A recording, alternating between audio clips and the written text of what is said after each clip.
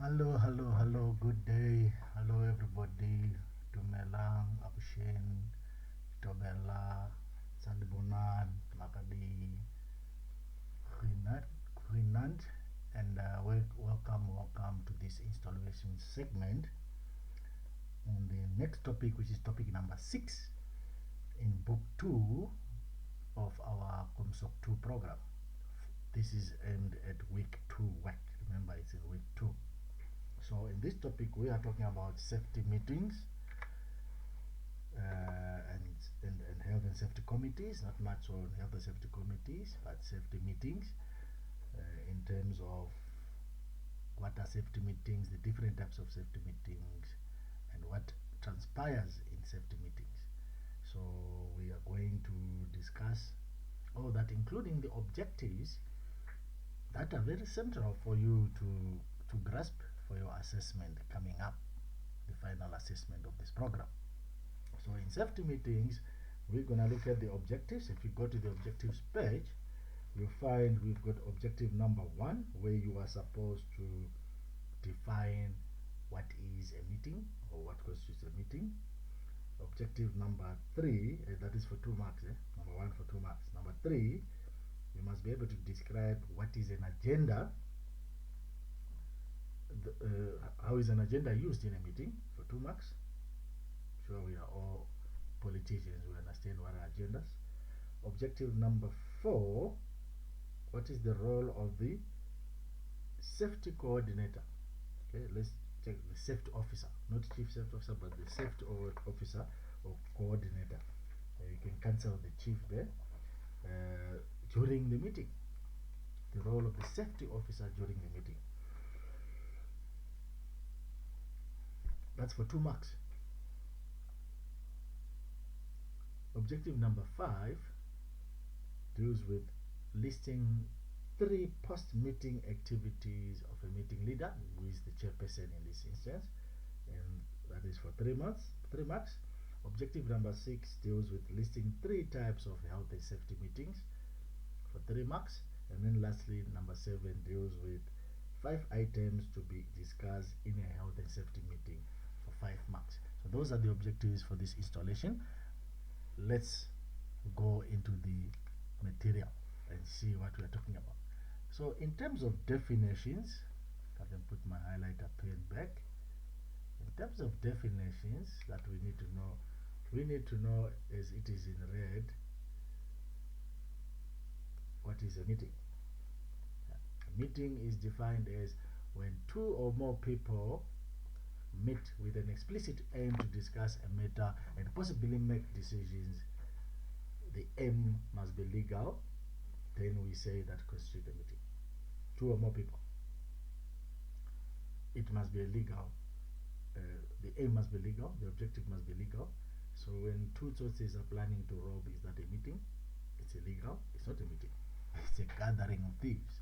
So in any case, we go to the next objective. We talked about the agenda. What is an agenda used for in a meeting? And we say an agenda is what we call points or items to be discussed.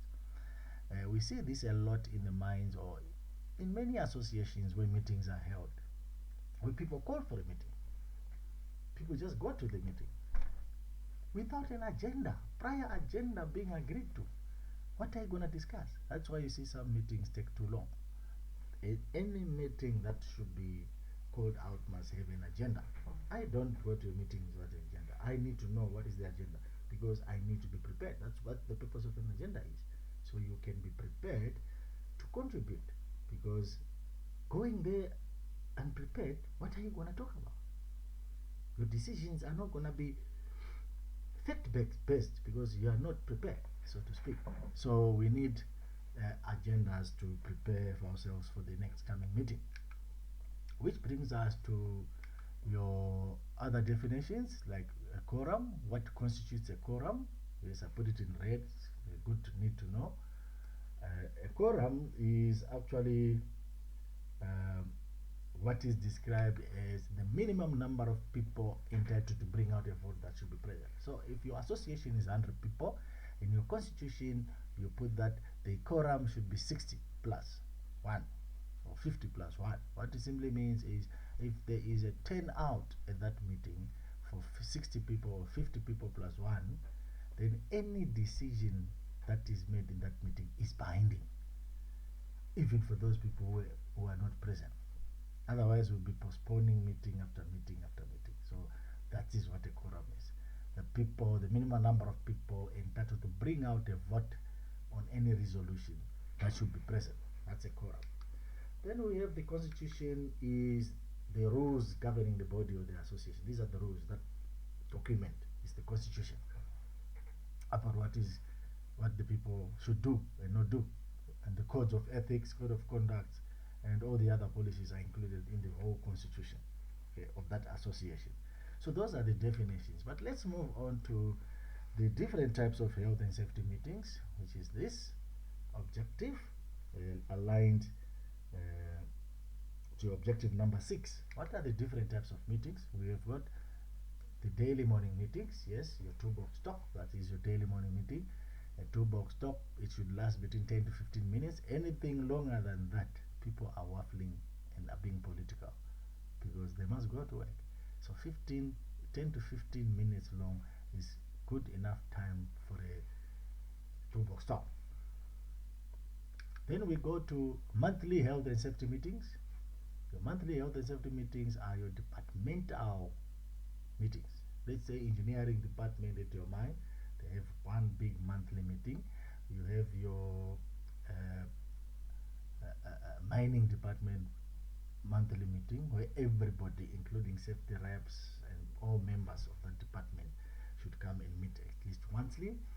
Everything is recorded, attendance registers are signed, which takes us to also your other meeting known as the safety rep meeting. Let me just put it back. The safety rep meeting.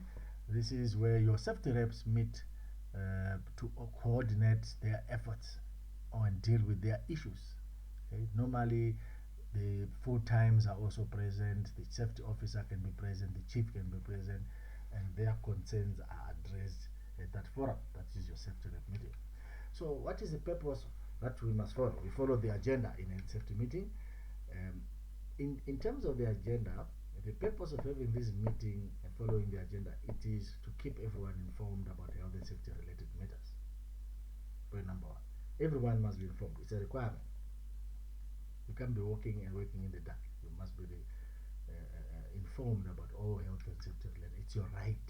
It's one of your rights. Remember the trip that we discussed in introduction to risk management, where we say TRIP, the rights of employees. One of them is information. So that's how also employees get their information. Then we talk about to communicate health and safety related information on a group basis. It's also about dissemination of information on a group basis, to discuss and resolve problems on a group basis, and to make decisions and take action on a group basis. So it's teamwork. It's all about teamwork. It's where we discuss, the platform we are given to discuss. If we don't have these safety meetings, we won't know what is happening in terms of our health and safety in the organization. It's part and parcel of the requirement. It's part of our work. So it's a must we must have these meetings. Because to tell you the truth, if things go wrong and the inspector comes in to do an investigation, he's going to pull out that tool of safety meetings and so forth under communication. And he wants to see, when was the last time you guys had a safety meeting and what was discussed? How are you going to prove you were having safety meetings? Yeah, because it's a requirement. I mean, have you ever seen how many times have you seen your managers, top guys at that level? You want to see them, or you want a certain appointment and you're told he's in a meeting, meeting after meeting, because that's their job. They are paid for per meeting. I even know one consultant who is paid in excess of 30 grand per meeting. He or she sits in it. I want to expose who that she sits as in the advisory committee. So meetings, depending on the level in your organization in terms of hierarchy. So that's why we are doing all these decisions. You need to have meetings because some people are getting paid for that. We are technical people. We are the implementers. We are hard on technical, yes, but we are still allowed to hold meetings. And one of the meetings, the most important one is the health and safety meeting. It's a must. So what items do we actually discuss in a meeting? We're looking at objective number 7. We're talking about injury statistics. Yes, we want those graphs.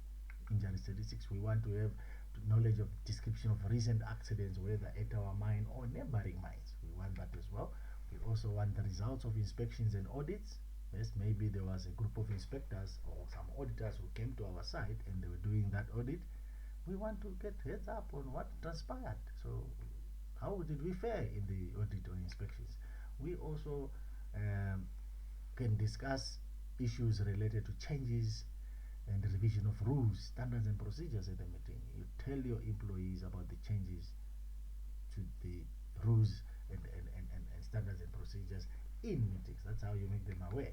Also, important health and safety related matters that are from other meetings, matters arising from previous meetings that were not adequately resolved, for example.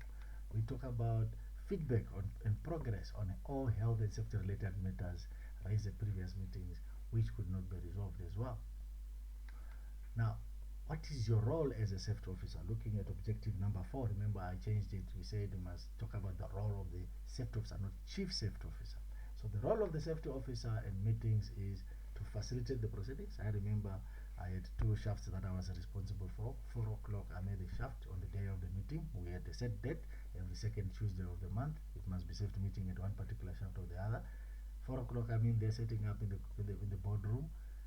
My equipment and everything. I'll be facilitation simply means you are like an MC, although you've got the guy on top of you, the engineer or the manager who takes the charge of the chairpersonship or the chairmanship of that association or meeting. So yes, you facilitate the proceedings. You also have to give statistics. Yes, you must know how to compile your statistics, give statistics. Excel spreadsheet. That's why we say the basic computer skills are required for a safety practitioner in this day and age. Now, health and safety meetings, we are talking about over and above your role as a safety practitioner.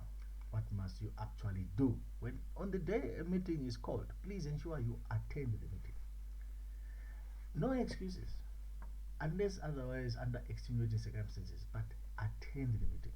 We are sick and tired of people who make excuses that I cannot attend, I have to deal with A, B, C, D. You are missing out on very important information. As long as the meeting is structured, following an agenda, it will be beneficial to you. So attend the meeting. No excuses. And also please, when you attend the meeting, try to arrive on time. People are arriving 30 minutes late after a meeting was already started. I used to have managers who tell you, listen Baba, go back, you are late. If you've got any apologies to set forward, please send your apologies in time so that you make people aware that you are going to be arriving late. If not, send an apology that you won't make it in time. Because I used to have a problem with some of my artisans when I was a foreman who would not attend because they're saying they've got a lot of breakdowns. Until we came to an agreement with the engineer that anybody who does not attend a monthly meeting, mass meeting, they get charged. But the meeting should be for its intended purpose. Okay, so we'll discuss also that as we go along. Be prepared for the meeting. Take along any information which may be useful, which I said. Agenda is very important to make people be prepared. I don't know in your organizations if you get agendas prior to the monthly meeting, which would be a good thing to have, but I know from experience that almost does not ever happen. What we get before the meeting is minutes of that other previous meeting, which is not the agenda because that one was taken care of. Then participate in a meaningful manner. Please do not shout at other people and do not be aggressive. What do we mean? We have seen things happen in meetings. People become personal. They attack each other in meetings. Personal attacks. How would you go about it? Keep your calm, keep your cool. You do not become violent. I mean, we have seen in our parliament sometimes how these things go. Like, check it out, that's a meeting. Makarapa flying everywhere. You don't want that in your safety meeting at work. Okay? Respect is 2 ways. Give the other people the chance to speak. If they attack you personally, you don't have to respond at that particular level. If you want to respond, you're allowed to defend yourself. Don't respond addressing them in that meeting. Respond addressing the whole meeting. defend yourself if you've got the facts. Because things must be factual. Because it can happen that one employee will stand up in the meeting and say, hey, our safety officer is very useless. He comes and she sleeps and she does this and this. How are you gonna defend yourself? By shouting back again at the person, you're gonna bring everything into disrepute. So do not be unhelpful in that regard. Also, do not be afraid to talk or raise any issue if it concerns the health and safety of employees. Anything under the sun that concerns employees' health and safety should be discussed in the meetings. Do not interrupt or talk when someone else is speaking. Everything is done through the chair. You have seen the Speaker of Parliament, for example, the Deputy Speaker of Parliament, Mr. Tsenoli, what he does in controlling. Order, honorable member, order. We need order in this house. That's what we're talking about. You do not just talk without being given the floor. You are given the floor by the chairperson to raise your points. Okay? And you follow the guidelines of that meeting on how things should be done. Even when somebody is saying something, you don't just cease. Let the person finish what they are saying. Then you can raise on your point of order, or point of correction, or point of privilege for that matter, if you want it. Ask relevant questions to get understanding. Please, meetings are there with an agenda to follow what is on there. So you follow the relevance of the agenda. If you are in a safety meeting and you've got this following agenda, this and that about health and safety, then you'll see a person standing up and saying, our bonus did not come in this month. Is that the right platform to be asking questions? That's the wrong thing you're asking. It's not relevant to the meeting. We are in a health and safety meeting. Go and deal with those issues like bonus, financial issues at the right platform or on the right platforms that are there for that purpose. Which takes us to our health and safety meetings in terms of the role of the chairperson in a group. This should be in red, yes. The role of the chairperson in a group, but no, not in red. The other one in red is going to be in terms of post-meeting activities. But we are talking about the role of the chairperson in the meeting. A chairperson is the person who convenes the meeting. In other words, they are the ones who opens the meeting. Start or open the meeting, that's convening the meeting. They are the ones who communicate the date, the time, the venue of the next meeting or of the meeting itself. So in terms of logistical arrangements, chairpersons are the responsible. Which boardroom are we gonna use, what time, what equipment we need, what refreshment do we need? Chairperson must take charge of that. And they also control proceedings within the agenda. If there is anybody talking out of 10, the chairperson controls that. That's why you wonder why at work in our minds you find who is the chairperson of our meetings. Normally it is the guy with the highest position because of discipline. They can take charge of it. Yes, it would be lovely to have everybody through the ranks to chair a meeting. Safety reps, I used to have safety reps chair my meetings in my department sometimes, but sometimes there is disciplinary issues, disruption. Okay, so you need a person with that position to take control of the proceedings, giving people time to speak. And also chairpersons communicate important information to the meeting. It can be information coming from consultants, from outside your organization and so on and so forth, or information pertaining to action plans, how they are being effected and so on and so forth. And also they obtain, very importantly as well, they obtain participation and commitment of the members. That register, a meeting without a register, a meeting without minutes, there is no proof that that meeting happened. But if you have some form of proof that we had a meeting on this particular day, and this was discussed, the agenda, and you must attach the attendance register of everybody present during that meeting. That is what we are talking about here, participation and commitment. And also, they record the meetings. They can appoint a scribe. Remember what I said, a scribe, a secretary of some sort, to record the minutes of what is transpiring in the meeting. And the chairperson of a meeting also refers all important matters for attention that need special attention to different heads of department or different consultants or whoever is required to assist in any remedial actions that are agreed upon. And also they give necessary feedback on previous matters that were raised. Yes, matters from previous meetings in terms of what should be in place, what should be done, what should be the remedial actions to resolve issues. They give updates on progress in that regard. Now, the role of the chairperson according to the objective now. Objective number, the group meeting leader. Number 5, post meeting activities of the group meeting leader, which is the chairperson. Objective number 5 for 3 marks. They send out minutes. We have mentioned that they generate and send out minutes. They do follow up on tasks that are delegated, as well as make arrangements for the next meeting. They convene or make arrangements to convene the next meetings, etc., etc. Please take note, this is not a role. This is amongst others. Thank you very much. If there are any questions, ladies and gentlemen, please take note. We will be discussing all these issues in our online